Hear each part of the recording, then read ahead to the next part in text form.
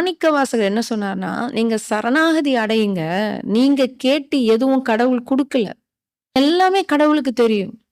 நாம கேட்ட அம்மா, அப்பா வயித்துல நம்ம வந்து பிறந்தோம். எதுவுமே கிடையாது. இது ஒரு உன்னத நிலை. ஒரு நிலை வரைக்கும் நம்ம கடவுள்கிட்ட போய் ஏதோ கேட்டுருக்கிறோம். அவரு குடுக்குறாருன்னு நெனச்சுட்டு இருக்கோம். அதெல்லாம் கிடையாது. அவருக்கு எல்லாமே தெரியும். நம்ம வீட்டிலேயே பிள்ளைகள் இருக்கு. நம்ம பிள்ளைகள் வந்து அம்மா கிட்ட வந்து கேட்கணுமா?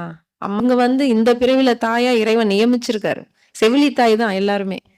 இறைவனினுடைய செவிலி தாய்கள். அப்ப நிஜ தாய் அம்மா இறைவன் தானே! அவருக்கு எல்லாமே தெரியும். இப்ப மாணிக்க வாசகர் என்பது சரணாகதி. எல்லாமே தெரியும். "வேண்டத்தக்கது அறிவோய் நீ வேண்டும் முழுதும் தருவோய் நீன்ட்டார்." வேணுனாலும் எல்லாமே நீ குடுத்துருவ.